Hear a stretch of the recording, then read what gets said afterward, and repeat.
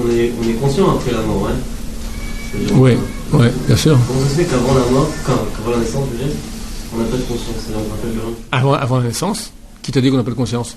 On ne se rappelle pas. Tu te rappelles pas, ok, tu te rappelles pas, mais c'est ce que tu as eu. Ok, ça veut dire que quand on sera mort. Quand tu es né, on t'a sorti une tarte, tu as tout oublié. Ok, alors quand je serai mort, c'est possible aussi que j'aurais tout oublié tout de même. Non. Mais puisque après, il y a une vidéo. Après, c'est des Gilgoulim, ça veut dire qu'une personne, elle a intégré notre vie, donc on ne se rappelle pas de l'ancienne. Où est le rapport? Hachem, il met des moments, il met des haltes, voilà. Là, tu oublies le passé. Quand tu es né, tu oublies le passé. Pour que tu aies ici le libre arbitre. Si tu te souviens de ta réincarnation passée, tu n'as pas de libre arbitre. Je vais raconter l'histoire du type qui avait un défaut de fabrication. J'ai un ami, il connaît quelqu'un, je ne connais pas son identité, mais lui m'a raconté qu'il connaît quelqu'un, qui était prof aussi, ou là-bas ou autre part, qui a un défaut de fabrication. Je te souviens de son ancien Gilgoul. Mais tout. Il a fait une cassette entière. Et il raconte, mais il raconte en pleurant, parce que c'est lui, d'accord? C'est un riche industriel en Allemagne, complètement assimilé. Et il y a la guerre qui a commencé, etc., l'antisémitisme, machin. Il finit dans une chambre à gaz. Et avant de mourir, il y a une femme qui lui dit à côté, dis Shema Israël, dis Shema Israël. Il dit non, je dirai pas. Et il meurt comme ça en révolté, d'accord? Et il se souvient comment il monte. Et il raconte. Il monte, il se fait juger, hein? Ben, défaut de fabrication, ça arrive, des défauts de fabrication, bien sûr, ça arrive. alors il m'a dit, heureusement qu'il se souvient de son ancien Gilgoul. Attends, parce que lui après il revient. Il raconte qu'il vient, il y a 2 anges qu'il a mis, il voit une vue qu'on a, il voit le globe terrestre. Donc il voit d'ensemble, mais il voit aussi à la fois tous les détails. Chacun, c'est une vue que nous on peut pas. Nous quand on regarde maintenant, tu regardes un panorama, tu vois tu regardes le brin d'herbe avec le brin d'herbe avec le brin d'herbe. Ça c'est la vue des yeux. La vue des oreilles, c'est forcément un après l'autre. Tu peux pas écouter une phrase où tu dis tous les mots ensemble. Ça marche pas. Tu peux écouter une symphonie et en une seconde tu as écouté toute la symphonie, d'accord? Dans les oreilles, c'est un développement dans le temps. Dans les yeux, c'est au contraire, c'est d'un coup. La vue prophétique, c'est les deux à la fois. On arrive à voir à la fois tous les détails et à la fois d'ensemble. On a entendu Hachem qui a parlé au Mont Sinaï, les 2 dibrotes en même temps. Zachor v'shamor b'dibur echad ne'emru. Lui, il voyait le globe terrestre à la fois tout ensemble et à la fois tous les détails. Et 2 anges qui l'accompagnent, qui les font descendre comme ça, il dit, mais il faut que je leur dise. Ils sont en train de perdre leur temps. Ils ratent la vie. Il faut qu'ils se réveillent. Ils ont fait. On t'y verra dans quelques moments. Quand on est à l'extérieur du monde, on comprend à quel point c'est un isayon, cette épreuve-là, et qu'on peut passer à côté. Quand on est dans le monde, on oublie. Le monde il est bon, il est sympathique, allez, un match de poker, allez, on sort, allez, on se repose, faut pas pousser, faut pas...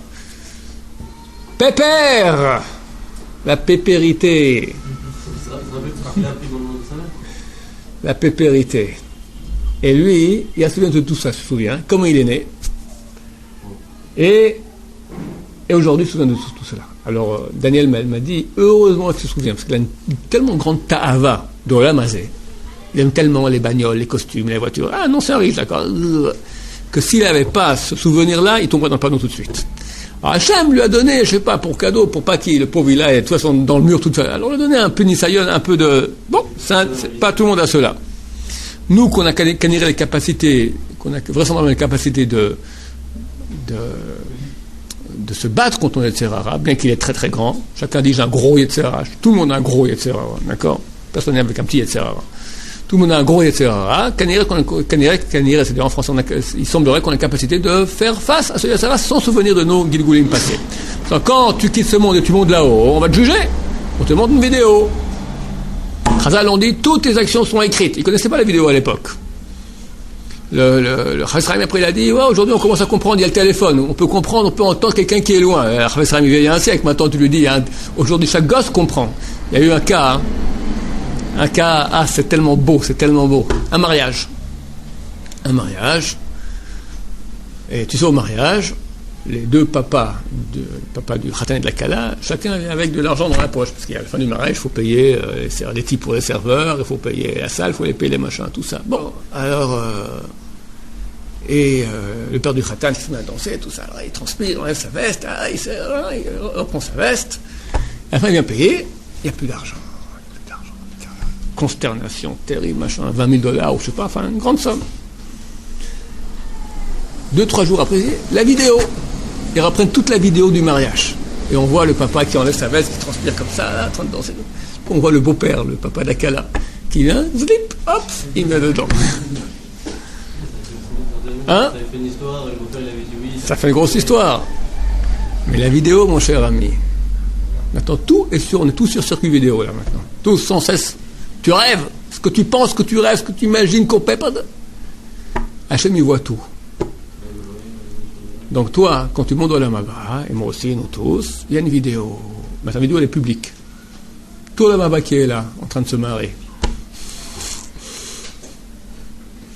Comment t'as magouillé ici, t'as menti ici, la Shonara ici, là. Lui-même il te voit maintenant. Aïe, aïe, aïe, aïe, aïe, aïe, aïe, aïe, aïe, aïe, aïe, aïe, aïe. Quand on fait tchouva, oui, ça efface. Et ouais, ça efface. Et quand on fait tchouva, quand on fait tchouva, quand ça s'est transformé en mérite, on fait tchouva aussi par rapport aux autres. Tu comprends? T'as pas la Shonara sur quelqu'un. Il faut le dire, j'ai pas la Shonara sur toi. Essaye une fois de faire ça, tu vas voir ce que ça fait comme bombe atomique. Avant qu'il pour les gens, je lui ai demandé, j'ai fait un petit Shonara sur toi, j'ai dit un truc que tu ne sentais pas bon. T'es mochel. Ouah. C'est des fois des histoires pires que la Shonara que t'as. Mais c'est pas grave. Pour toi, c'est pas grave. Le type, il est touché, ça fait des histoires monstres. Qu'un point tel, le Rav Israël Salanter, il dit que c'est mieux de ne pas dire. Par rapport à la Shonara. Il dit, mieux vaut pas dire. Bon, c'est très délicat. Il dit qu'il faut oui dire. C'est très compliqué. Il faut réparer. Le mieux, c'est pas de faire péché. Ça, il faut pas réparer. Mais si on a déjà fait des péchés, qu'on fasse chouva. Oui, alors, à qui? Jackie. Moi, je voulais savoir, c'est à peu près la même question, mais pourquoi alors ils font en sorte qu'on perde notre conscience? Avant la vie, on est conscient de la vie. Parce que toi, tu dois maintenant, je vais expliquer ça avec des chiffres, d'accord? Tu as une épreuve, toi, tu as une puissance. Tu as un Etzeratov, qui a une puissance 100. Ok? Quelqu'un qui porte des haltères, il est revenu il y a où? Il n'est pas là. Le nouvel élève qui est arrivé à la Yeshiva, c'était le numéro 1 de poids haltère israélien. D'accord? Alors, il peut soulever 100 kilos. Maintenant, on le fait soulever 101 kilos, il ne peut pas. On le fait soulever 99 kilos, c'est dommage. Le potentiel de 100. Donc pour qu'il réalise tout son potentiel, on doit lui mettre une preuve qui soit égale exactement à ce qu'il peut au maximum. 100. Maintenant, toi, tu as un potentiel de 100. Attends, si je te raconte ton Gilgoul passé, l'épreuve que tu as maintenant, je t'ai déjà donné un exemple, d'accord? Dans l'exemple passé, tu étais dans quel pays? Dans le Gilgoul passé, dis-moi un pays. Tu étais en France. Comme ce Gilgoul-là? Non, il faut changer un peu, c'est plus rigolo. Hein? Au Maroc. Tu habitais Casbatadla. D'accord? Là-bas, il y avait la fille du voisin, Mahmoud, Fatima. Qu'est-ce qu'elle était belle. Et elle était comme ça, mignonne. Tu l'as commencé à lui parler, SMS, machin, Facebook, il y a un siècle, hein. Facebook, tout ça, hop, et t'as péché avec Fatima. Tu reviens au Lamaba, tu vois les anges de la mort que tu as créés, là, Easter. Des démons fatimiques.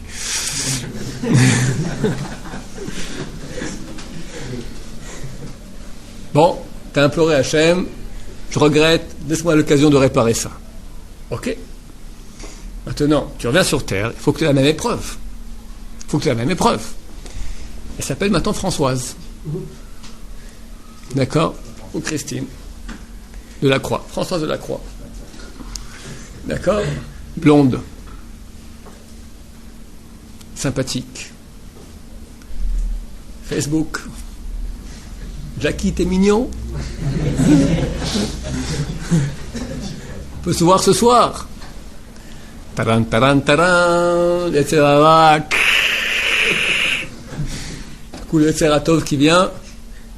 Non, il ne faut pas.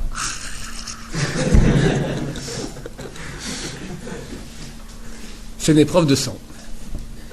Si le Serato, il vient et te dit, écoute mon vieux, regarde les vidéos, c'est Fatima, regarde les anges fatimiques, les anges de la mort fatimiques sacrés, tu appartement dans le panneau, tout de suite t'appelles François, dégage. Le taux de preuve, il était 1. Elle était 1. T'as pas réparé. L'épreuve, c'est quand c'est 100. Pour réparer, il faut que ce soit une épreuve de même puissance. T'as compris? J'avais un corps avant quand j'étais avec Fatima. Ouais, t'avais un corps avec Fatima. Après, je suis mort et je suis revenu ici. Ouais. Donc, si j'étais mort, si je peux dire comme ça, ouais. Si j'étais mort pendant que j'étais entre mon premier corps et maintenant, je me rappelle pas moi de tout ça. C'est vrai. Donc, pourquoi après ma mort de maman, je me rappellerai moi de maman? Non. De ma vie de maman. De ta mort après la mort de maintenant. Voilà. Quand tu monteras au Labamba, comme dans le premier coup, tu es monté là-haut, on t'a montré Fatima, les anges de Fatima, tu les as vus. On t'a montré la vidéo de Fatima. Donc t'as pas oublié. C'est en revenant sur terre. Quand tu nais, tac, t'oublies tout. Quand tu nais, je sais même pas quand tu nais. C'est plus tard, quand la conscience elle vient. Il paraît qu'il y a un âge où des enfants, ils parlent des fois de leur Gilgoul passé. Quand se mettent un peu à parler, tout ça, vers 4 ans, 3-4 ans, il paraît que des fois, ils font des allusions sur des Gilgoul passés. Après, la conscience vient et t'oublies tout. Donc, en revenant sur Terre, la prochaine fois que tu reviendras en Gilgoul, je te souhaite pas, parce que, pas le bol, d'accord? Mais si jamais, et là, tu vas revenir, tu n'apprends pas ce que tu as appris à la yeshiva, mon cher ami, et tu passes à côté de la plaque, alors, recalé, case départ, et là, tu vas oublier de nouveau. Mais quand je vais mourir, je vais pas me rappeler, alors. Quand tu vas mourir, on va te rappeler tout. Et tu vas demander, et tu vas dire à Hachem, regarde Hachem. Quand tu vas mourir, tu sauras que c'est toi. Et tu verras tout. Attends, en venant sur Terre, quand tu auras ton corps, ta conscience, tu oublies tout.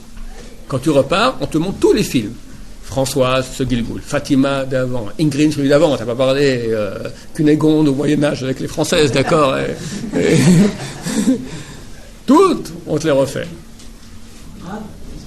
Attends, c'était Avram d'abord, oui. Par rapport à l'homme, pour l'histoire qu'on vous a racontée, qui était donc un homme de la Shoah, comment il a pu voir tous ces trucs? Les anges arrivent, il aurait dû mourir en Kiddush Hashem. Oui, mais néanmoins, t'as vu comment il est mort? On dit non, je ne dirais pas Shema Israël. C'est pas... Et même quand on meurt à Kiddush Hashem, il y a des parties de l'âme qui montent très haut, reviennent pas, mais les parties qui doivent revenir aussi pour réparer. C'est pas une garantie que quand on meurt à Kiddush Hashem, tout est effacé. C'est pas garanti. C'est pas garanti. Il y a une circonstance atténuante. Certainement, beaucoup. Certainement, mais Hachem juge, d'accord? Hachem juge. Oui. Quand on a ce vent de folie, par exemple, Fatima et Isabelle, comment faire pour résister, ne pas aller la voir et aller faire la fête avec elle? Parce que le Zara, il est très le soir, on a vraiment un vent de folie, on a vraiment très envie, alors qu'on ne sait pas bien résister. D'abord, il ne faut pas tenter Fatima. D'accord, mais elle a... Ni Christine. Non, d'abord, il faut s'éloigner. J'ai fait un cours entier, là, dernièrement, ça s'appelle Près du trou. Alors, si tu es proche du trou, puis il y a un vent c'est un vent de folie, d'accord? Il souffle dedans, tu tombes. C'est pas de ma faute, c'est le vent. Oui, gros crétin. Fallait pas être près du trou. Fallait pas être près du trou. Tu sais, il y a Fatima qui m'attend à moi, Ron Shaya. Elle est à Ramallah. Elle m'envoie des SMS sur Facebook sans cesse. J'ai pas de SMS, j'ai pas Facebook, jamais vu, j'irai jamais à Ramallah. Donc il y a Yetzera qui me cherche. Il n'arrive pas à m'avoir. Parce que je mets des barrières. C'est ce que je veux dire. Pour que vous compreniez. J'imagine qu'il y a une Fatima, et une Rachel, une Françoise, une Ingrid qui me cherchent. Parce que Yetzera, il me cherche comme tous les hommes normaux. N'est-ce pas? Maintenant, si je vais tenter Yetzera, ou Ben Yehuda par exemple, c'est le temps du Yetzera. Tu rentres, toutes elles sont là. Fatima, Ingrid, là, choisis. J'ai un élève, je ne vais pas vous dire qui c'est. Vous connaissez, hélas. Il lui dit, moi, ça ne me fait rien, il va aller Ben Yehuda. D'accord? Et bien, tout le monde dans le panneau. Et comment? Hachem Ishmael. Misken, il a fait un chemin d'où il n'est pas arrivé. T'es arrivé ici. Il a fait un peu de tourisme à Ben Yehuda. Non, moi, ça ne me fait rien. Ça me fait rien. Attention, je lui dis, attention, ça me fait rien, attention. Bam. On ne tente pas. Le Yetzera. Quelqu'un, il croit qu'il est proche du trou, ça ira bien. Mais des fois, il y a des vents de folie très forts. Première chose, on s'éloigne. On s'éloigne. Il n'y a pas de question, je vais avoir de folie. Comment avoir de folie? Il n'y a pas Facebook, il n'y a pas SMS, il n'y a pas parler des filles, il n'y a pas sortir en boîte, il n'y a pas sortir boire un pot avec les copains, il n'y a pas machin. Alors comment l'avenir, la fille? D'où? Quoi? Ici à l'Eshiva? Qu'elle vienne peut-être, le M16 d'ailleurs, aucun problème. Hein? Pensez, il faut prendre le téléphone, il faut l'appeler. T'as son numéro sur son truc. Tu brûles les numéros, tu déléter la corbeille, d'accord? Tac, il n'y a plus rien. Fini.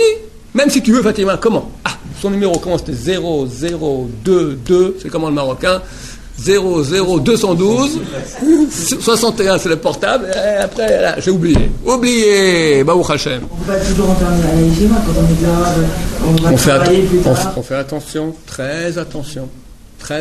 Alors, ça c'est la première chose, la prévention, faire attention. Maintenant, si déjà ça va plus, qu'est-ce qu'on fait? C'est marqué, si Yetzirah t'a attrapé, par les Yetzirah des filles, traîne-le au Beth Midrash. C'est pas facile, traîner, parce que lui traîne dans l'autre sens. Lui t'attrape par en bas, comme ça il te tire, toi il faut que tu le tires par les cheveux. D'accord? C'est très difficile. Si tu arrives, tu le tires ici, et tu fais 4 heures de Torah non-stop. De Gemara. Dur. Normalement, ça te cale complètement. Tu dis, qu'est-ce qui m'est arrivé? Normalement.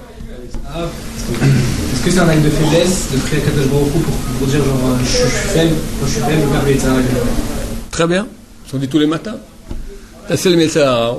On dit ça. Bien sûr, etc.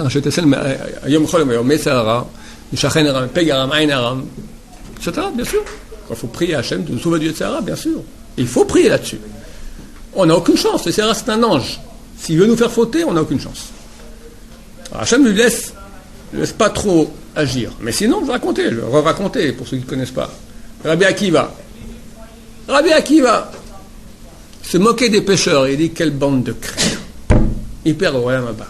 Il perd Hachem pour une fille, pour quelques secondes de plaisir, pour un morceau de viande. Crétin fini. Et Sarah lui a dit, il s'est dit, comme ça tu te moques des pécheurs, on va le voir toi. Tu m'excites, tu te prends pour quelqu'un, tu te moques des gens comme toi, du genre t'es infaillible, t'es super blindé, on va te voir. Et Sarah, il tombe Rabbi Akiva. Kiddushin Ain Aleph. C'est Kiddushin Ain Aleph, c'est pas une histoire inventée. Se déguise en Miss Univers, super féminine, sur un palmier. Wouhou! Rabbi Akiva, hello! Et voilà ça. Quel âge il avait Rabbi Akiva? Il a fait tchouva à l'âge de 40 ans. Il était Akiva. Il est devenu Rabbi à l'âge de 80 ans. Il est mort à l'âge de 120 ans. Donc il avait entre 80 et 120 ans. Donc il avait une canne, il avait des lunettes super épaisses, un dentier.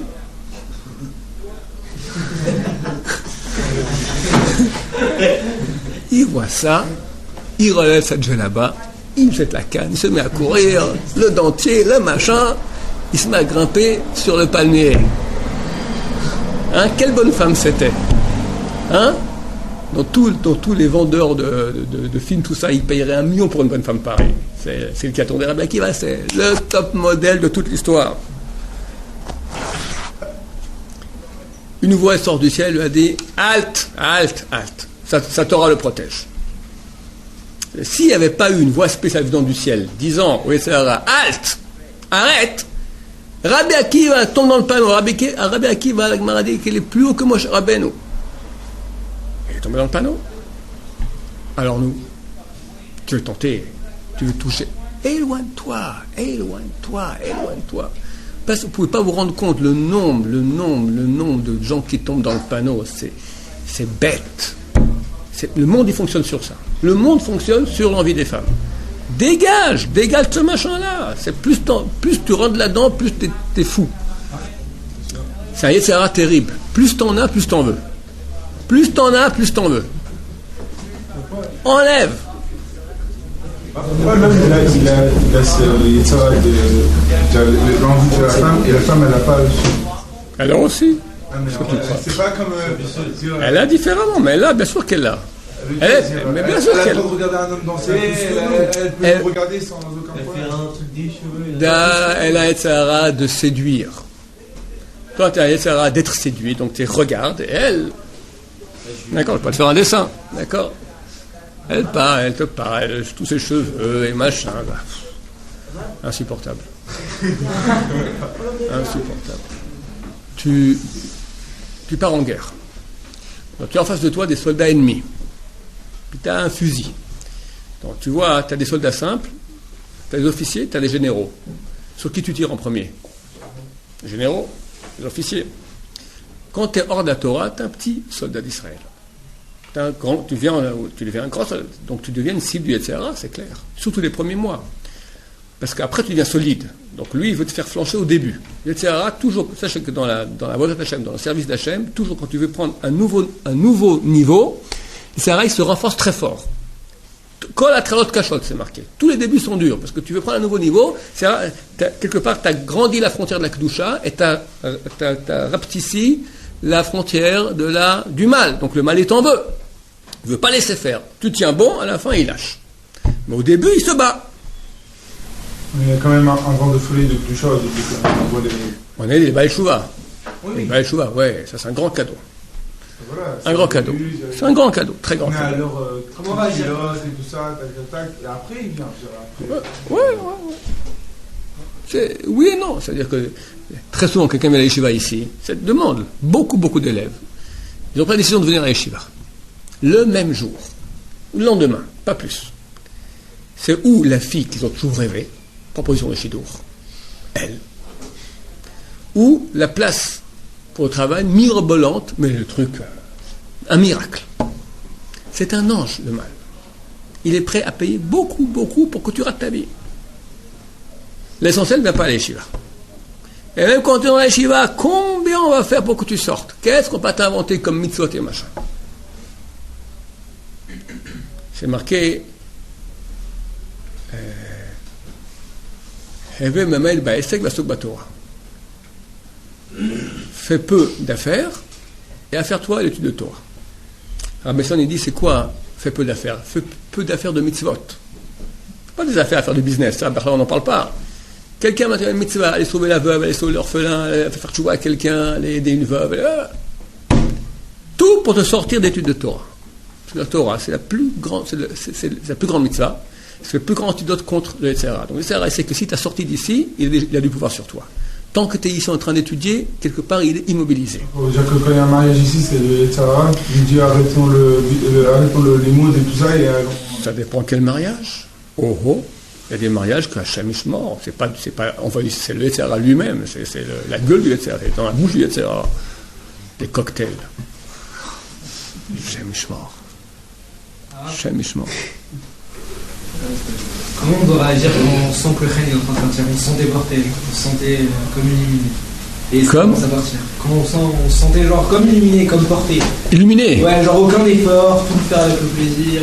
Ah ouais. Et ça, on sent pas que ça part, on sent que c'est plus comme avant. Savoir que c'est normal. Hachem a donné une aide au début très grande pour qu'on puisse se dégager du mal. Et après, il enlève cette aide. Parce qu'il veut qu'on arrive nous-mêmes. Savoir qu'on est capable de le faire, sinon Hachem n'aurait pas enlevé ça, et ne pas rentrer en déprime à cause de ça, et lentement, continuer comme il faut, et ça reviendra. Ça reviendra, mais cette fois, ça sera notre Kinyan à nous vraiment, qui nous appartient pour toujours. Et savoir que dans ces jours maintenant de Elul et Yom Noraim, on peut facilement arriver à des très hauts degrés de nouveau. Très facile de remonter. Parce que le Yetzirah, durant ce mois, sachez, il est beaucoup plus grand. D'un côté, le Yetzirah est beaucoup plus grand. On peut, durant cette période maintenant jusqu'à Yom Kippour, on peut arriver de nouveau à des niveaux très hauts de proximité d'Hachem facilement. Parce que le Yetzirah, il devient énorme. Tout sauf étudier, tout sauf faire du moussard. Moussard, messieurs, moussard, défoncez-vous en moussard. Pourquoi dans le Seder Moussard, la moitié de la Shiva est dehors? C'est le Seder le plus important qu'il y a. À quoi ça sert que tu fasses des millions de pages de Gemara, des millions, je dis, et tu n'es pas capable de prier avec Kavana? Pas capable de pas avoir des pensées des bonnes femmes. Tu n'es pas capable de ne pas regarder les bonnes femmes dans la rue. Pas capable. Qu'est-ce que ça vaut? Sachez que dans la Torah, les Yetzirah se bat pour qu'on n'étudie pas. Déjà, quelqu'un il vient étudier, alors il va se battre déjà sur quoi? La halacha, il se bat, et le moussard. Et entre les deux, halacha et moussard, le plus contre le moussard. La halacha, tu sauras tout bavakama baalpé. Mais le Shabbat, tu feras encore parce que tu ne sais même pas les lois de Shabbat. Il a gagné ça. Tu as un Mechal Shabbat qui se bat par cœur. Tu fais déjà, tu as prononcé la halakha, c'est tout. Maintenant, Yetzer Hara, Moussar pour que tu sois proche d'Hachem. Quand tu as du Moussar, c'est du carburant pour casser les Yetzer Hara, pour être proche d'Hachem. Ça te rapproche de Moussar, ça fait de l'effet. Elle m'a la saute. C'est clair, quelqu'un qui fait une demi-heure de Moussar par jour, après un mois, c'est pas la même personne. Le Ravad, il avait dit, quelqu'un qui en Elul ne fait pas une demi-heure par jour de Moussar, au moins une demi-heure par jour, il est poché à ses criminels. Criminel, parce que je te dis, viens. Tu fais non. Comment tu fais non? Pas de Moussar, je m'arrangerai tout seul. Bavakama. Je ne sais pas comment Bavakama, on fait Bavakama à l'Yeshiva, mais maintenant il y a du temps de Moussar, vas-y, défonce-toi, c'est important. Qu'est-ce qu'il a recommandé pour demander? Chacun, il doit avoir son bouquin de Moussar, mais il faut le faire, de A à Z. Mais quel Moussar exactement? Il y a quelque chose qui est... Chacun avec ses goûts. Moi, je suis un fan de Messat Yesharim, comme beaucoup de grands de ce monde-là. D'accord? Messat Yesharim, c'est peut-être le meilleur bouquin de Moussar qui existe au monde. Pas tout le monde aime. Moi, j'aime bien lire maintenant cette période maintenant, c'est Sha'arei Tshuva. Mais il faut être solide, hein. Sha'arei Tshuva, il est traduit en français. Mais il est dur, il est méchant, il te dit, voilà, Tshuva, il te met 20 conditions, le pleur, la honte, t'es ratatiné, d'accord. Bon, mais il fait quand même le fait. Chacun avec ses. Il y en a qui aiment au contraire, je sais pas, fait. Rav Desser, qu'est-ce que j'en sais, fait. Hein, Rav Pinkus, excellent. Rav Pinkus, excellent, sur Elul. Très bien. Il y a le Rav Yecheskel Lebovitch, sur Elul aussi. Mais il est dur aussi. Mais c'est bien, il faut se réveiller un peu. Est-ce que tu y as Chassidut pour remplacer le Moussar? Non. Il faut les deux. Quand il veut faire Chassidut, il fasse ce qu'il fait Chassidut. Mais il faut Moussar aussi. Moussar, c'est une chose de Yasser. Yasser, en hébreu, Yissourin, quelqu'un qui arrivait dans les prisons syriennes durant la guerre, on était Yasser. Il y avait des Yissourin, c'est-à-dire qu'on le torturait.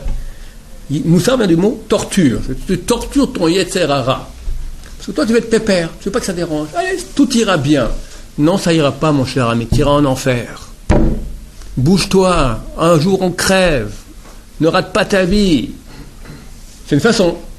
Tu as un Moussar qui est plus positif. Combien tu peux gagner maintenant? Si tu dis à Hachem que tu l'aimes et tu avances, combien le monde tient sur toi? Mais ces choses-là, elles nous poussent en avant.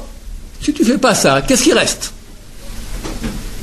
Rav, le Moussar, c'est plus de la votation des Ira.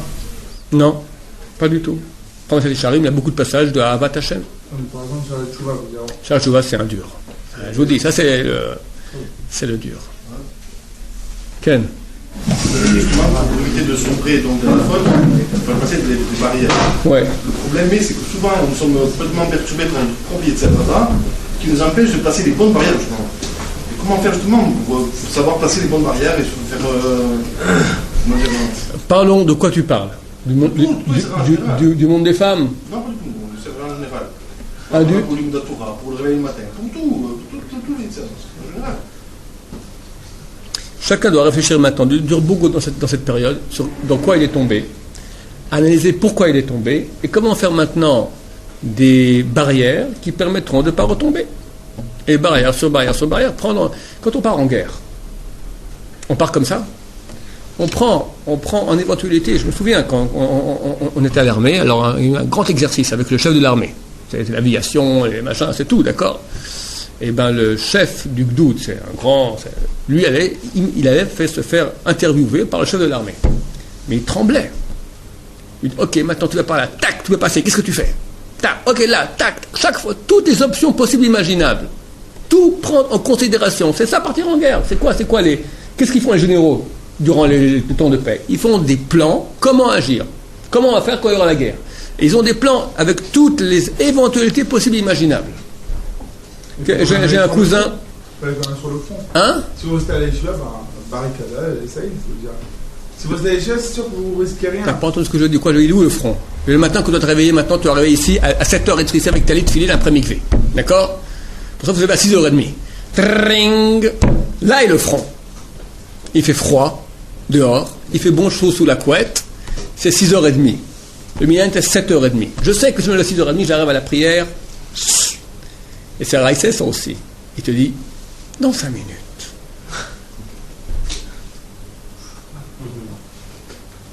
Rav Pinkus, c'est un niveau que je n'ai pas réussi, je vous dis. Rav Pinkus, il a décidé un jour que ces 5 minutes de plus, il donnait pour Hachem. Il faut le faire. Quand tu te réveilles, tu n'attends pas 5 minutes, tu te lèves. Mais ces 5 minutes, c'est important. 5 minutes, des fois c'est pas 5 minutes, c'est une demi-heure, c'est 1 heure, c'est 1h15, c'est 3 heures, au point où j'en suis, je ferai mincha 2 fois, d'accord? Il y a de tout. Donc le front, il est là. Donc quelqu'un d'intelligent, il prend en considération comment il fait. Il met un réveil, après il demande à quelqu'un de le réveiller quand même, et si ça ne marche pas, tu me secoues, sinon le seau d'eau. Il fait avec un copain, avant d'entrer au mikvé, tu me réveilles. On fait des trucs, des combines pour arriver. Pour arriver. Tu te fais des barrières. Crée-toi une barrière. Donc, il faut en fonction, il faut réfléchir qui, quoi, comment, mais il faut agir. Je me dis, des fois, on est tellement ancré dans la vera ou dans la faute, les Sarah nous a tellement pris, on n'arrive pas à être objectif avec soi-même. Moussard. Le moussard, il te met en phase. Le moussard, c'est une puissance de remettre des pendules à l'heure. C'est fantastique. Sinon, on est perdu. Le moussard, c'est l'antidote numéro 1 contre les Tzara. Baruch Adonai, l'olam, amen, amen.